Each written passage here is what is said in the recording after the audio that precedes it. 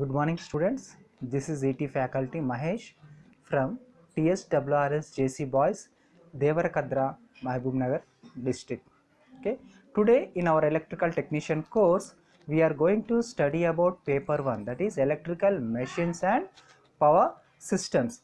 In previous class and previous sessions, we have started and completed and studied about DC generator. Okay, we have studied about DC generator. Now we are going to start a new unit, second unit, DC motor.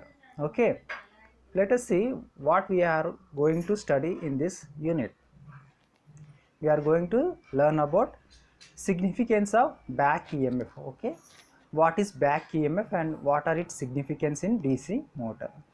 Next, we are going to learn about principle of working of a motor, how the DC motor works on what is the principle of working of DC motor, how it going to work. Okay, next we are going to study about DC motor parts and their functions. Okay, what are the parts in DC motor and what are their functions. Okay, how they are going to function in the DC motor. Next, we are going to study about types of DC motor. Okay, what are the types of DC motors we have? We are going to study about types of DC motor, and we are going to understand about losses and efficiency of a motor. What are losses we will face in DC motor and what is the efficiency, how much efficiency we are going to get in a DC motor. These terminologies we are going to study in DC motor. Next, we are going to study about torque equation. How a torque equation, what is torque equation, and the derivation of torque equation we are going to study in this unit. Next, we are going to study about speed control of a motor, how DC motor speed is going to control and what are the methods we are going to study in this DC motor speed control. Okay, we are going to study about types of methods used in controlling of a DC motor. Next, we are going to study about different types of starters. Okay, what is starter, why we are going to use starter in a DC motor, and what are the different types of starters we are having to operate a DC motor. Next, we are going to study about applications of DC motor. Okay, where we are going to use these types of DC motor and what are the application, how we are going to use different types of DC motors. Okay, these are all factors we are going to study in the application of DC motor. Next, uh, generally today in our daily life, a motor becomes a major part, okay, in human life. We can't imagine a motor without a human life, because if we have a building, no, if we have an apartment, if we are going to complex, what we need, we are going to utilize water from bore wells. So we, to lift the water from underground to top floor, we need a motor. So it is a essential part in our daily life. For irrigation, for agriculture purpose, we are having bore wells. To lift the water from underground to fields, we are going to use a motor. Okay, three-phase motor. Okay, so, and for operating small drives in a car, suppose if nowadays we are going to operate a windows of a door by sliding up and down with the help of DC motors only. Okay, for every minute action we require a DC motor. Okay, it is a essential part in our daily life. So what is a DC motor? A machine which converts electrical energy into mechanical energy is called a motor. Okay, DC motor is a machine which converts electrical energy, not a DC motor, AC motor also, which converts electrical energy into mechanical energy, which takes the electrical energy input and converts mechanical energy as output, is said to be a motor.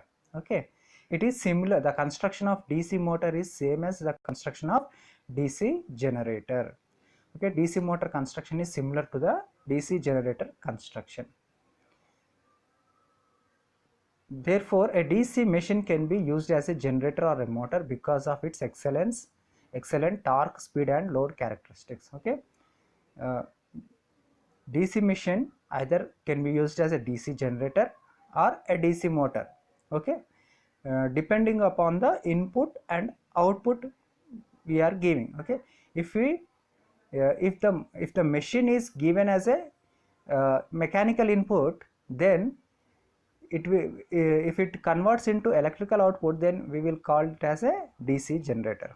If the machine is given as a electrical input and output will be a mechanical, then it will be set to DC motor. Okay, DC machines, DC generator or DC motor having excellent torque speed characteristics and load characteristics. It is a curve between torque speed and load. Okay, we will see in our forthcoming classes. Okay, next classes. The advantage of DC machine is its adaptability to different methods of speed control. Okay, for various methods of speed control, DC machine is used because it is having very good speed regulation and also uh, good speed control. It will provide good speed control and having good speed regulation. So it is the best example and best awaited machine for any robotic actions. So it is used regularly for any, if you have any thought to make any robotic action, the best example machine is DC machine, the best example motor is DC motor. Okay, but it needs frequent care and maintenance. It needs frequently some care, some maintenance. Maintenance means if any bearings are damaged, we have to replace the bearings and we have to check the winding temperatures. So this comes under the maintenance. Okay, now in next class we are going to study about principle of DC motor, how the principle of DC motor is made and how it works. Okay, next Fleming's left hand rule, why Fleming's left hand rule is used and what's its importance in DC motor. Okay, these are the topics we are going to study in our next class. Okay, in today's class, if you have any doubts, please post your doubts below this video. Okay, thanks for watching today's class.